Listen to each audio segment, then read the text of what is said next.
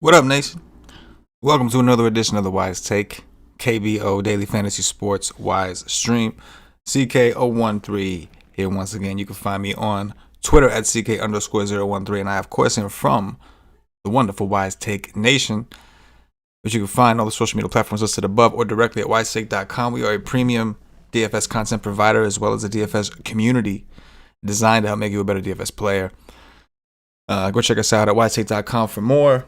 We have a lot of free content over there right now where we're not charging for anything, so all of our KBO stuff is free. I only have projections and cheat sheets for DraftKings right now. I didn't, the name correcting stuff, and for something, I love the KBO. Don't get me wrong. If I knew for sure that the KBO was gonna, stick around when sports came back, and we were gonna have this for years to come, with big prizes and everything like that, I'd be more inclined to do the FanDuel side. But they decided to get all weird. Everybody spells the names differently. It gets all complicated. But anyway, if you're new to the channel, which is the most important thing, welcome. Please subscribe.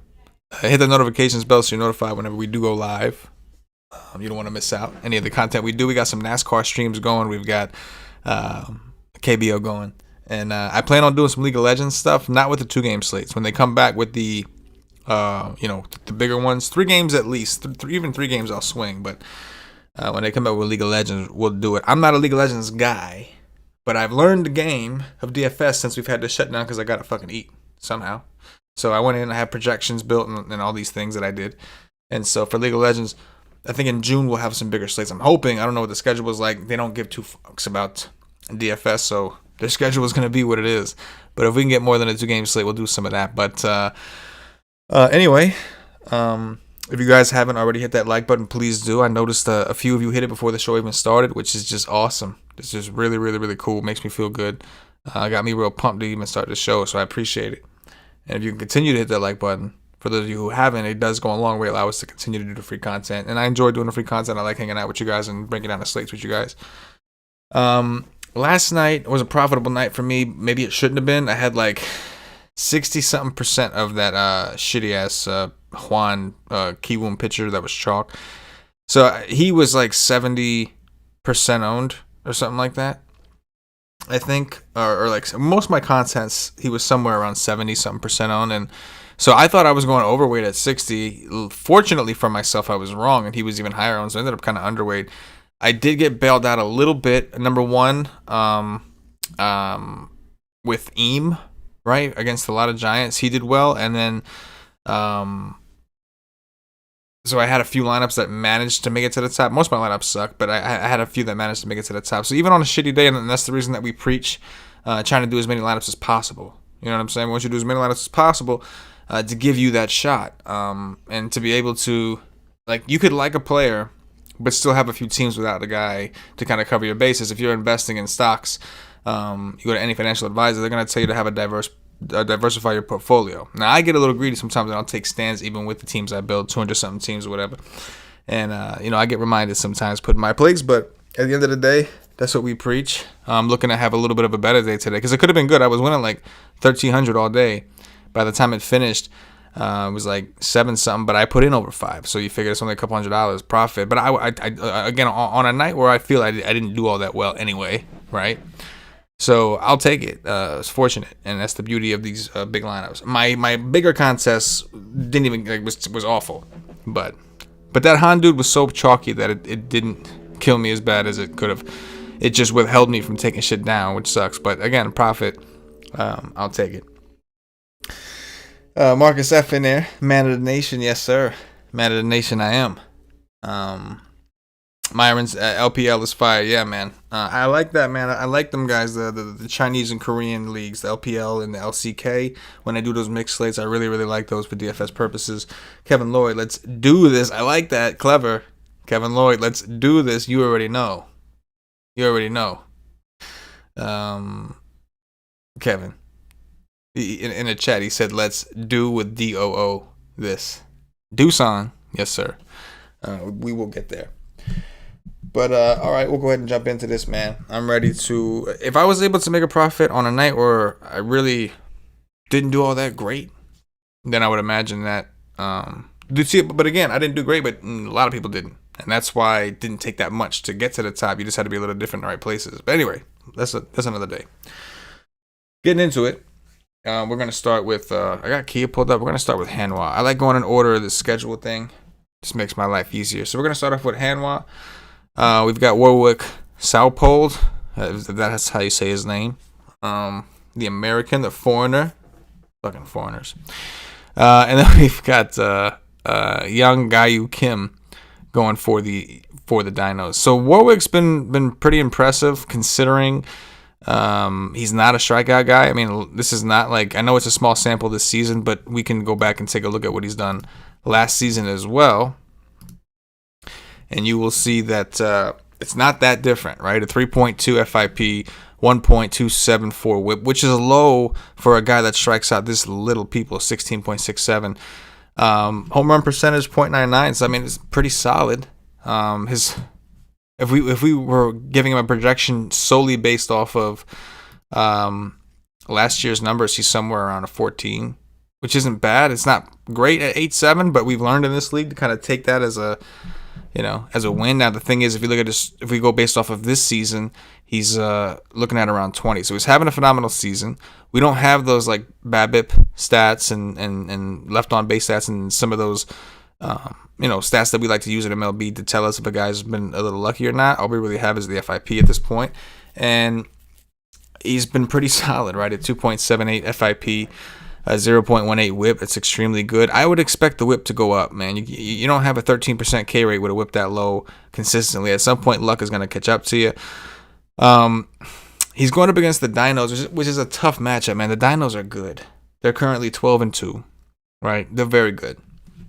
And they do strike out. Like I think that's the one weakness of the Dinos this season. If we look at this season's numbers, they actually are striking out a little bit. It's just he don't strike nobody out. So they're not going to strike out against anyone, right? But they'll strike out against a good strikeout pitcher relative to this league. This guy's not one of them. So I'm more inclined to lean towards the Dinos bats, I think, when it comes to Warwick. I'll have some Warwick, because like, again, I mentioned last time, we don't want to necessarily chase the progression or regression. You just want to have a little bit of it in case it hits. So pitching is deep on this slate. So Warwick is not a guy I want a lot of. This is, I think, pitching is deep, and we actually have some guys who are, I think, more capable of getting strikeouts, who are maybe in slightly better matchups, things like that. So I'm not that big on Warwick. I'm cool with getting the Dinos. They seem to be like playing really well. They came back against Doosan yesterday and just put up big ass numbers in the one inning. I think it was the ninth, and they just went nuts. Hit 2 homers. Terrifyingly did something. So I'm actually cool with the Dinos. In the situation, like not my number one stack. Obviously, we'll talk about Doosan. They seem to be in the best position. And I think you can make an argument for maybe 1 or 2 other teams who are in a pretty good situation. But the Dinos are not that far down my list against Warwick, just because I expect him to put a lot of balls in play. And I think Warwick, I would expect him to start giving up something, man. Like, he's not going to have a 0% home run rate the whole season. He's not going to, have a whip that low the whole season unless he starts striking dudes out. And I don't see him just all of a sudden striking dudes out because that's not his game, Young Gayu Kim, let's talk about him for a second. Is there anything we could do with this guy? So looking at him last year, he came out of the bullpen pretty much last year. For the most part, I think he had some starts. But for the most part, I think it was mostly bullpen. 5.29 ERA, 4.76 FIP, a 1.7 whip. Now, see, I don't like saying shit that's not true, so now I'm going to check. Because I do most of this research as I'm writing the article throughout the day. And then by the time I get on here, there's certain people that I'm just like, shit, was that you or the other guy? But I'm going to look right now. And it is Young Gayu Kim. I just want to check. So, yeah, last year he had some starts, but I see, 1 inning, 3 innings, 1 inning. So, yeah, he did primarily pitch out of the bullpen. He did start. It was really weird looking at his game log. So, August 23rd of 2019, he was, regularly pitching out of the bullpen. He had 1 inning that day. Then I don't see any game logs for him all the way till September 27th, and all of a sudden, he threw 109 pitches against LG in 9 innings. That's very strange. But anyway, his pitch count so far this year have looked really good. 83 in the first game, 97 in the second. So they're letting him go. He's getting treated like a starter. But his numbers that we're looking at for 2019 are mostly out of the bullpen. That's kind of what I And considering they're coming out of the bullpen, they're not as pretty as you'd think. Usually bullpen guys, you see something a little pretty because they're only approaching things one inning at a time. They're fresh every time they see the batters. So, it's not like starting pitchers where sometimes you'll get 3-4 times against the same guy. 5-5 against Hanwha. So look, I don't mind Hanwha. We'll look at their offense. I have a hard time pulling the trigger with them, and I'm constantly tempted to take pitchers against them. They don't strike out as much as you would think. They just don't have a lot of power, and we'll look at that in a second. Looking at what we've seen so far from Young-Ga Kim this year, a 3.27 ERA sounds good, but a 5.01 FIP indicates he's been just extremely lucky. A 21% K rate's good, but as we saw over a larger sample, even out of the bullpen, he's not really that kind of guy. Maybe something's changed, maybe. 7.14% home run rate so far this year, so he is giving up a lot of long balls. Again, I think that'll come down, but he's still, even last year, was above average in this league. So I do think you can make a case for Hanwha. I know yesterday there was somebody who was saying they wanted to do Hanwha stacks. I wasn't too big on it. They ended up scoring a bunch of runs, so shout out to you, bro. I don't know how they did fantasy-wise. I didn't really see too much of them at the top in the contest that I was in, but they were so fucking low owned that I don't know if enough people had them to where they can make it to the top, because there were other teams who did well who are a little more popular. So, let's get into why I'm talking like this. Is because if we look at Hanwha, you'll see in 2019, last season, based off this projected lineup, this is only projected lineup. Again, guys, just to reiterate, if you are new, these are projected lineups. The lineups don't come out until at least, at best, an hour before lock or before the game starts. So I wake my ass up every single morning to update it. Once I update it, our projections at the site and our cheat sheets at the site are automatically updated to make sure that only people who are in the lineup get projections, everybody else gets zeros, and to make sure our cheat sheets reflect that based off the projections. So we do all that. Well, so make sure that you do check back if you're using our projections, if you're using our cheat sheets to get the latest and make sure you're not playing a player. And I tweet from the WiseTake Twitter at @wise_take when the lineups are confirmed, so that you guys can know when it's okay to go back in there and you're looking at finalized stuff. With that said, so if you look at Hanwha last year, Jared Hoying 353 WOBA, Sung Yo Lee 354. Jae-hoon Choi 347. After that, it's pretty rough. I mean, you're looking at Young Kyu Lee, who's next at 325, which is And then if you look at the power metrics for 2019, it's even more bleak. Now you got two dudes who showed any kind of power. We're not just talking about a bunch of guys at 150s, right? With Jared Hoying 176 ISO. So this isn't about a bunch of guys that have 150. This is E1 Jung is the third best ISO in 2019 at 112. You see what I'm saying? And we're seeing similar patterns now. It looks like Kwang Bin Sung is playing a little bit above with a 200 ISO this far this year, but Sung Yoo Lee's kind of dropped back. So they're very cheap outside of Hoying. And Hoying has been hurt, so we'll see if he comes back. I guess they're expecting him to come back, but Hoying and E1 Jung are expensive. And those are two of... I mean, paying that price for Jung just seems kind of wild. But I guess you could argue that they probably have some progression or positive regression, whatever you want to call it, at some point coming, right? If you look at it, most of them are kind of under their averages from last year. So you would think that could come back. You'll look in if you look at the 2019 numbers, this looks like a very strikeout-heavy team. If you look at the 20 numbers they weren't striking out as much. Well, I guess this particular lineup is actually 22.06% this season. So I guess I read that wrong the first time. So again, it's hard for me to ever really want to go to Hanwha. I know if you use our projections, they're going to try to give you some. And I understand it because, again, these are going off of 2019 numbers as far as the boost we give for matchup. And Young-Ga Kim last year, his numbers were shit. So, but I actually do think there's a world where we can try pitching Young-Ga Kim. Especially because, like we said, Hanwha is striking out a little bit. So I think there is a world where you could pitch him only if you need a cheap guy. You might not even need him. You may not need him. We have a lot of pitching today, so I almost feel weird even talking about it that way. But I think you could. I may have 10 to 15%. Nothing crazy, but only because I know I'm gonna want Doosan and I'm gonna want Doosan in different combinations. So I may want a high-low situation at pitching to fit in some Doosan. We'll talk about that in a second. But I'm cool with the Dinos offense and their pitcher, and you could make a case for Hanwha. The power scares me. The lack of power, I guess. But I'm gonna have some. It's just not a ton. I'm gonna have some stacks. You know what we do. All right. Next up, we got the Kia Tigers, and the SK Wyverns. SK Wyverns. Gilbert, what's happening, man? What's happening, man? Armando Vasquez says pitching was rough last night. Time to bounce back. Yes, sir. It definitely it was rough, but you know what? That was kind of a benefit, right? Like I was really wrong on my pitcher, my main pitcher stance. What I got right was him, and then I kind of came on the other guy that was real cheap later. I forgot his name, but like so I had a couple teams that made it to the top in smaller contests, like the 50 cent or whatever. That I think I actually took second in the 50 cent last night. So like that's it's cool. But the main contests were the regular donkey, which was $11 to get in, and then I played in at $33. So yeah, like that's why I only profited $200 because most of the teams that I had bigger risk in, I lost. I didn't do that well. So I mean, I cashed some teams, but you know what I mean. I didn't profit in those contests. But anyway, I'm looking to bounce back. But it was even though the pitching sucked, like the pitching sucked for everyone. Jake Holly, all those guys all suck. So it was like they kind of leveled out the playing field. But we have much better pitching today. Armando, much better pitching today.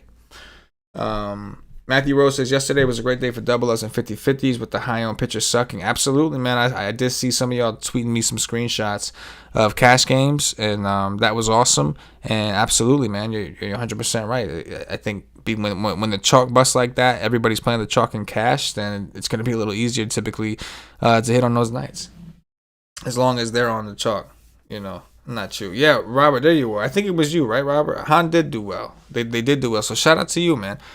That was a good call. I just wasn't sure how they did from fantasy perspective because I didn't see them, a ton of top. But that was only because some of the more popular, like Kiwoom was pretty popular and they went nuts.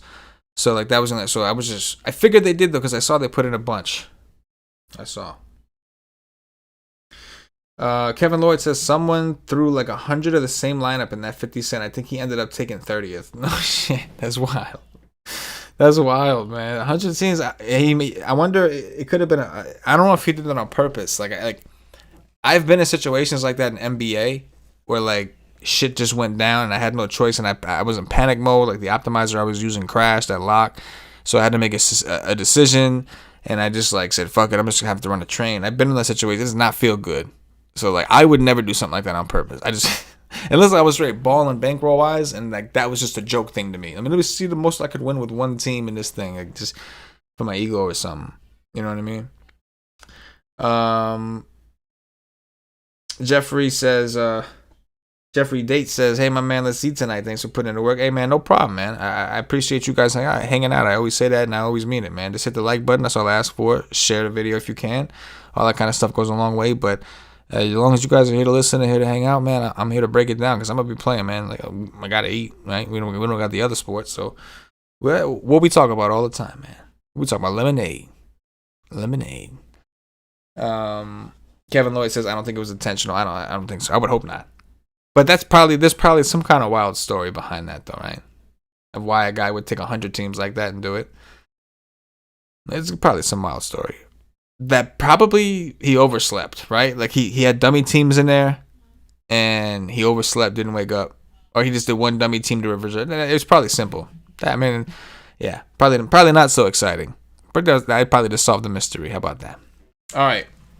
My bad, guys. We're going to get onto Kia. So we got Hyung-Jun Yang, who is one of the top pitchers in the KBO. At least he was last year. We'll get into this a little bit. Going up against Juhan Kim, this is basically a bullpen game for SK. So it's basically just a bullpen game. So that guy's like an opener. He pitched twice already, but it was real early in the season. And so I don't think he's like stretched out at all. So I think this is a straight bullpen game. So first off, we'll talk about Hyung-Jun Yang and talk about why I described him the way I did. So I'm going to pull up his pitching stats. This guy's supposed to be pretty good. So looking at this is 2019 stats from him. A 2.29 ERA, a 2.32 FIP, a 1.072 WHIP, and a 22.3% K rate, which in this league is really good. A 0.82 home run percentage, which is well below the average, which is somewhere over 1%. Looking at his 2020, he's gotten off to a little bit of an odd start, a little bit of a different situation. 4.8 ERA, 5.23 WHIP. I'd love to say he's been unlucky, but it looks like it's just kind of been a little more, slightly shittier. It's just like really what it's been. WHIP 1.267. That's not awful for this league. The Ks have been down at 17.74, and the home runs are way up at 4.84%, which is really, really high. If I was to change the projections to grade the matchup wise, to grade the opposing pitchers based off home run percentage, based off 2020 stats, he would come up. We'd end up getting a lot of SK in the situation. Thank God I don't. We look for them samples. That's why I don't use 2020 just yet, because we don't have enough sample for it. But let's take a look and see what's going on. Is there something going on? So in his first game, he played the Kiwoom Heroes. In that game, that's one of the games he kind of got thrashed. He only went 3 innings through 73 pitches, 4 earned runs, 2 walks, only 1 strikeout. Put up a negative 2.85 on DraftKings. His next start was against Samsung, which was obviously a great matchup. Gave up 2 earned runs on 4 hits, 1 walk, 3 strikeouts through 6 innings, 84 pitches. Put up a 16.5. Now keep in mind, 16.5, you would probably, unless one of these other guys just went out there and really put up a 20, like a 25-30, which is rare in this league, it seems, you'd probably be okay with that for safety purposes for Hyunjung Yang. His most recent start was against Doosan. Really good offense. 7 Ks. They're very tough to strike out. We talked about how the Dinos have been striking out a lot this year. Not Doosan. They're like around 13% K rate, 12 to 13% strikeout rate in their projected lineups most nights. So against Doosan, he did give up 2 earned, give up 6 hits. But this is Doosan, 2 walks, 7 Ks. That was promising. 97 pitches was even better because it did seem like they were kind of slow to let him loose. So I'm with it, man. I mean, we don't often get pitchers of this caliber in this league, and I know that this year it's been off to a rough start. But just taking a look at SK a little bit, let's take a look at SK and what they've done. You can see, like, they made some changes. They've been struggling so bad that they made some serious changes to their lineups, and switched a lot of different things around. So I'm fully expecting him to play well. You can see that the projected lineup for SK has a opponent strikeout rate of 22.49. I think that gives a boost. We know Hyunjung Yang over a larger sample had a strikeout rate in the 20s, so I expect this to go up if he's going to go back to his form at some point. So I expect these numbers to equalize, is my point. I'm going to have a lot of Yang. I know he's expensive, and he's playing SK, but SK's been a good team to target from time to time. They put up runs. They weren't expected to be this bad, don't get me wrong. But they got some rookies up here, man, like Tae Hyok Nam and Hyungwoo Lee. They got some rookies up here trying to play. It's adding to the strikeout rate for the most part. And you can see the strikeout rate's there, man. Look at that. You got some 33s, some 26s. You got some room here. So I definitely like Hyunjung Yang. And I like the Kia offense's bullpen game. So I'm not judging, like, these numbers you're looking at for Joo-Han Kim.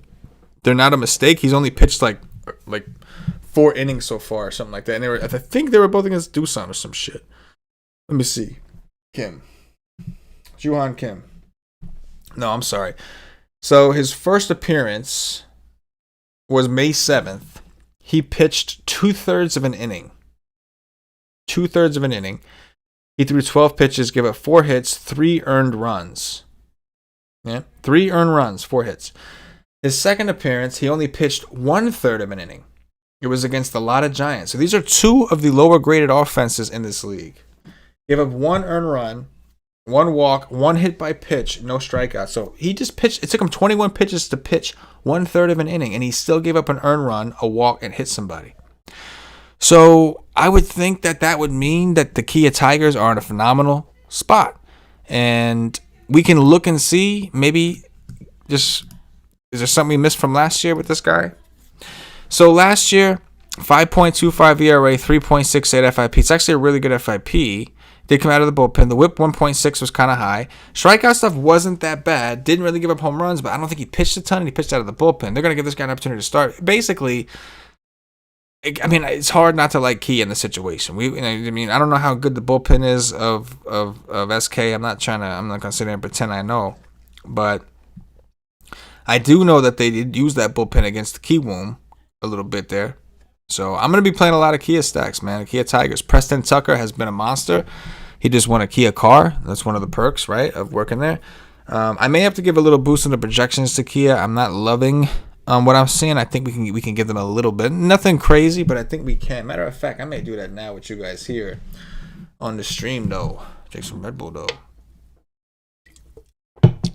Better not keep me up, man. I've been going to bed like 10:30, 11, 12, somewhere in that range. Waking up at 4:30, doing dirties in the morning. I like being up before everybody else. It's comfortable. Would I sustain it without KBO? Probably not. It's a motivational thing. But right now, I'm digging it. So, okay, I said I was going to give like a boost.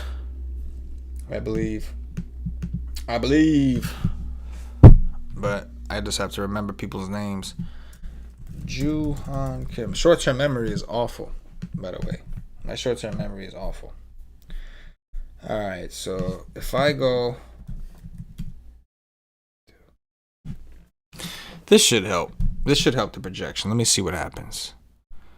Let's see. Keep an eye on this. There you go. Now they're popping a little too much. I think I'm going to have to maybe popping a little too much there. Justify it. And somewhere like in the middle. There we go. I think that's fair. So, yeah, Kia as a team I'm going to want some exposure to. And the projections are now designed to help get you some of that. Even if Preston Tucker at 6,200, who projects really well for us based off this matchup. So at 578 Woba right now, 423 ISO for Tucker. So there's a couple ways to look at this. Number one, again, we don't want to chase regression. Like, we know Preston Tucker is going to regress at some point, right? He's not going to finish the season with a 423 ISO and a 578 Woba. It's just unlikely. So at some point, they're going to kind of ease back. He's not going to sustain the 8.33% home run rate, right? At least you don't think so. So at some point, he's going to ease back. So you could play for the regression, which I've been burned by several times, or you can just ride the hot streak, which I think is a more viable strategy for the time being. Like, you'll see when he goes cold, stop playing him. But while he's hot, just keep playing him. That's kind of like how I like to look at things, especially when you have small, limited samples and you can't buy too much into the stats. It's kind of like, look at it like, for instance, when you go to a casino, it's like, what are they? Roulette. You'll see people go up there and red, or people that bet red or black, and I'll see, like, when someone's new, they'll come up and they'll look, oh, it's been like 10 reds in a row, it's got to be black. And you'll see, man, it'll go like on 15 reds, and the person that's been betting red every time is just sitting there caking. And it's the same thing, baccarat, man. You play baccarat, anybody knows how to play that.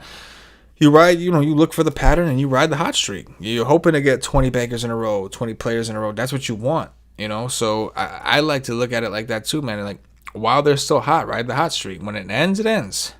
I'm not saying just because a guy erupts once you play him, but if the guy is clearly hot after like a week long, or after a few days or whatever.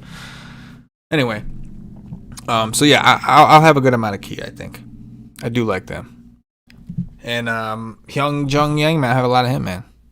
I'm gonna get a lot of him. I'm do it. Now I think he's a lefty, so like Jamie Romack, Jeong Choi, like it's not like we don't have some decent hitters here. Those guys got power, man. Well, yeah. Choi is struggling right now, but Romack's got big time power and he's playing well. Dongmin Han's been pretty hot. 5 home runs already, only hit 12 all of last season. Kind of interesting. So there are some bats here. I'm not saying that you shouldn't take any SK guys if you're not playing the pitcher, and the pitching is deep, so you're gonna have some. You probably have lineups where he's not in there. I don't mind using these guys for one-offs and whatnots, and who knows, and all that. You know what I mean? Robert Harris, do you think Key is a good stack? Would you pay for Tucker? Yes. I know. I probably realized I probably answered while I was going over that, but yes, man. Hopefully they're low owned. I hope so too, but I don't know, man, because when you go through the offenses, it's like that dude kind of stands out. Anybody who's doing research, that guy's numbers are going to stand out. Look at his 2019 numbers. Exaggerated. They're exaggerated. An 18 FIP. He hasn't even pitched a full inning. An 18 FIP. A 0% K rate. Like. I think if people see that, they're gonna overreact and freak. You know what I mean?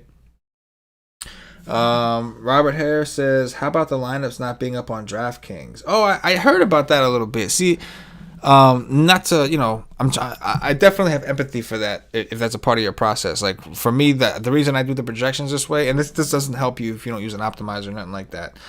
But that's why I have the projections set up to where when I get the lineups put in, if they're not in the lineup, then they get a 0 projection.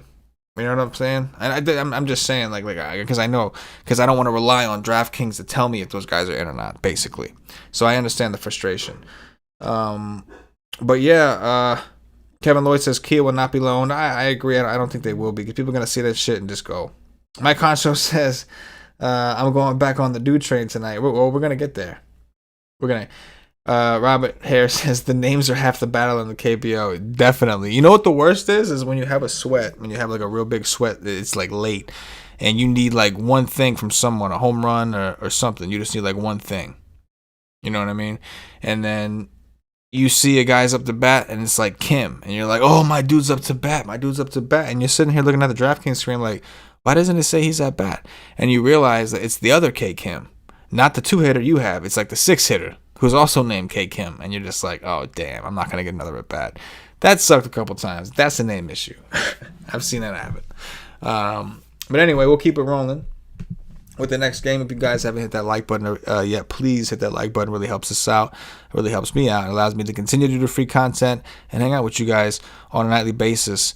And we're going to do dirties. That's what we do. Next up, we got the KT Wiz. They were very disappointing. Them and LG were both very disappointing yesterday. Odorizmer Despaigne, though, has been fucking phenomenal, man. This guy's been awesome. Now, this is a good matchup off. These are two good offenses, right? KTW and LG. These are two good offenses. Odorizmer Despaigne and Casey Kelly, however, are also two pretty good pitchers, at least relative to this league anyway. So if we go and take a look at some of these pitching stats here, I'll go back and show you that. Wait, did I? Yeah, okay. So, Odorizmer Despaigne, this is just, I know it's only, we only have 2020 for him. So he's just been lights out. 2.65 ERA, 1.51 FIP. He does a lot of like off-speed movement. He changes his stuff around, like kind of junk. And I think that's really effective in this league. A whip of 1, a 26.47% K rate, and he's still only 8,300. I know it's LG, and they're good, but LG does strike out from time to time, and it's hard for me not to recommend a heavy dose of Odorizmer Despaigne. Now, I wish we had some more luck metric stats. Like I wish we had some BABIP information, left contact information. I wish we had that stuff. Exit velocities on anything. We don't. All we really have is the FIP and things like that. So he looks great, man, and I'm going to ride the hot hand again. And I know it's LG, but I've seen LG strike out a ton. I mean, they only scored 2 runs yesterday against some shit pitchers, so I could totally see it. So I'm going to have a lot of Odorizmer. I think he's going to be popular, and it is a deep pitching slate. So maybe if this pitching slate sucked, I might go 60, 70, 80% of him. Maybe I only go 35 to 40 or maybe max 50 because pitching is a little bit deeper, I think, today. Like we talked about him. I also want a lot of Yang. I could play them together, but we haven't even gotten into who we're going to talk about in a second. Jake Brigham, Casey Kelly, these other guys that we're going to want to work in. So, Despaigne and Yang right now are probably my two favorite pitchers, but they're probably everyone's, I would think, maybe. But his stuff is legit, man. He looks good. While we're here, we'll go ahead and look at Casey Kelly. So he was here last year. Last year he was a really solid pitcher, man.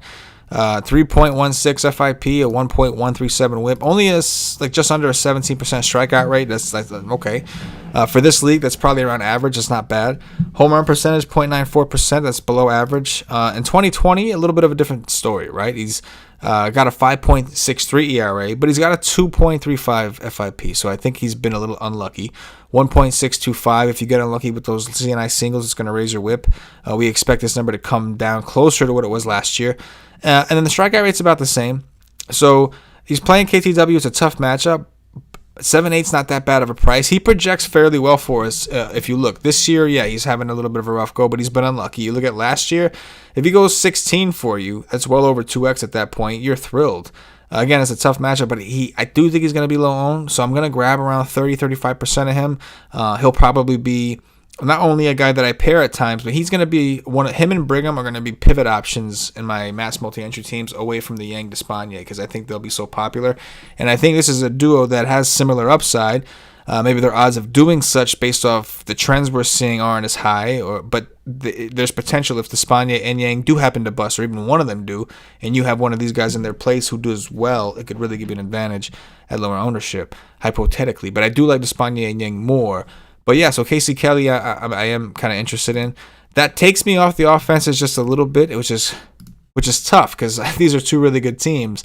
I'm not saying we should ignore them, but these are two really good pitchers two pretty good pitchers, teams that are pitching to contact. So even if like there's going to be scoring. You want to take some one-offs of guys like Rojas, one-offs of guys like Roberto Ramos, who continues to be disrespected at his price, and it's just a monster right now with an 11, almost 12% of the time he's hitting home runs. It's fucking ridiculous. This guy's a freak right now. But with that said, I do think now one interesting aspect for Despaigne is the K percentage of LG, because if you look on the right, like they're still showing up at an 18.73% on their 2020 numbers, and a lot of these guys are striking out a little. Maybe I want to say that. I guess it's kind of even, so it's probably around there. But either way, I'm more on the pitching here. I hate to bail on these offenses, but I'm gonna be so heavy on Doosan and Kia and maybe even Kiwoom. I don't even know. But these guys are going to be low owned because people are going to prefer the pitching. And I do think Casey Kelly will be a lot lower owned than Odorism or Despaigne. But again, I expect people to kind of back away from these offenses. If you want to jump in there, that's fine. I don't know how much of them I get. I like the idea of grabbing one-offs. I like Ramos and working in some of these guys. But I'm mostly on the pitchers here. All right, now we get into Doosan. Finally to Doosan. All right, Young Chan Lee going up against Ben Lively. All right, so here's the deal with this. Young Chan Lee, we'll start with him from a pitching perspective. We're going to start with the pitchers first and work our way to the bats. Okay? So 2019, where you at? Young Chan Lee, 4.07 ERA, FIP, right on with that. 1.436 whip, which is not bad for a guy with a 15K rate, Home run rate, a little bit above average, not terrible. Nothing to go crazy about. We got all these good arms. This guy is just screams mediocre, right? Like maybe he's on the better side of mediocre, but he's still on the mediocre front. You know what I mean? It's like he's more expensive than Casey Kelly. Casey Kelly's numbers were a lot better than his last year. The difference is Young Chan Lee has one of the best matchups on the slate against Samsung. That's where things get, you got to use that brain of yours and actually do some thinking. So going back to it, so this year Young Chan Lee is off to a horrific start. Horrific. A 12.6 ERA, a 6.5 FIP, 1.7 whip. K rate around 15%. Home run rate is way up at 6.38%. So you expect this to kind of come down. So this could be a situation where it comes down. I don't think he's going to be popular because we have so many foreign pitchers on this thing, and people just want to play the foreign pitchers because they're honestly putting up a lot of good scores. So I don't think he'll be popular. He's backed by a really good offense. I think he's a fine option. To me, I'm looking for ceiling, and I don't know what he's got in that department because he's not a big strikeout dude. Samsung should certainly help in that respect. The fact that he's playing them, 20% K rate he's going to see based off this projected lineup. It's not bad, but I don't know. It's hard for me to stomach clicking him over the Brighams and the Kellys, let alone the Despaignes and the Yangs. On the other side, we got Lively. I'll talk about some Lively for a second here. So this guy's I didn't really know how to treat him in the beginning, but now I think I do, and I'm gonna treat him like what he's been doing. Anyway, in 2019, Lively, I think he only had 9 starts. He didn't play a full season, but he looked phenomenal. Looked like one of the top pitchers in the KBO last year. This is last year. 3.95 ERA, but a 2.92 FIP, a 1.123 WHIP, a 24.58% strikeout rate, and maybe, right around average for home run percentage. So he was pretty solid, especially for DFS, but that's what we're looking for. That's what we're concerned about is fantasy scoring, and that almost 25% K rate is just super attractive. When we look at this year, a little bit of a different story. So first of all, look what he averaged in 2019 projection-wise, 19.38. Look what he averaged in 2020, 12. So he's got a 4 ERA, but a 7.43 FIP. That's a massive difference. We have a 1.5 whip. His strikeout rates are still there, but slightly down, but they're still there. And a home run percentage currently is 7.69%. So I fully expect him to progress at some point. It's hard to envision it being here when the one thing he's had going for him is his strikeouts, and he's playing a Doosan team. So it seems like either he's getting ripped and giving up the long ball and giving up big hits, or he's striking a guy out. Problem is he's playing Doosan, who strikes out. This projected lineup has a 13.78% K rate. That's the projected lineup. They have a big injury. We'll have to see what the lineup looks like.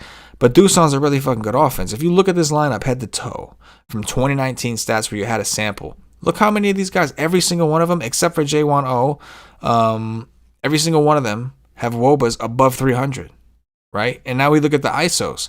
And we saw Hanwha where there were so many of these guys were .066 and .082. Where we have less. And again, keep in mind that there's an injury in here that's not reflecting just yet.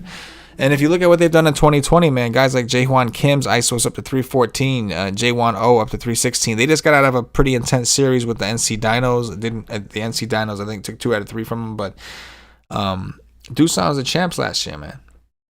These are the champs last year. They're 8-6, so they have a chance to beat up on Samsung. It's hard not to like Doosan. Some of their guys are expensive, but some of their guys are also valued to make the stacks work. Jose Fernandez has played extremely well. I mentioned Jaehwan Kim, Juhwan Choi. We'll see who's in or out of the lineup tomorrow, but it's hard not to like Doosan, man, against Ben Lively. The only thing that could change is, like I said, if they put out some funky-ass lineup that for some reason we think Lively's going to in a really good strikeout matchup. And because of the strikeout upside of Lively, I'm not saying, I'm going to be heavy on Doosan. Somewhere around 30 to 40, probably anywhere from 25 to 35% 5-man stacks, let alone 2-man stacks on one-offs of these players. So because of that, I may try to work in 10% of Lively, because if it goes wrong, if Doosan's not doing well, Lively probably smashes at that price, and because he has strikeout upside, it's probably a big fucking score. So just to make sure I don't get hung out to dry completely, diversify my portfolio. But I would definitely be playing a lot of Doosan. I actually think you could look at Samsung a little bit. I'm not over the top thrilled with them, but they're fairly cheap as a stack outside of Sang-Soo Kim, who's been really hot. And I'm not, Young Chan Lee's not great. Again, maybe he regresses towards his mean. I'm not dying to play Samsung. I'm just saying I don't mind them necessarily because of, and it's got a high total, right? 5.5 implied run total for Doosan, 4.5 for Samsung. So we're expecting some runs in this game. So I'm actually okay with the Samsung stack. They're always low owned, always. It's not even a thing. You know what I mean? It's not even a thing. Man, I went to go look into the chat, and the chat is gone, man. The YouTube control panel thing has been acting real strange on me lately. It's not showing me live up to the minute things of the count of how many people are watching. None of that stuff, man. Nothing. Nothing at all. All right, let's keep rolling. Let's keep rolling. All right. Last game here. Kiwoom Heroes and a lot of Giants. The whole lot of Giants. Where are we? Kiwoom. So we got Jake Brigham going up against Kyung In No. Okay. So the Kiwoom Heroes expected to have a really good offense this year. They got off to a little bit of a slow start, but they are expected to be a good team.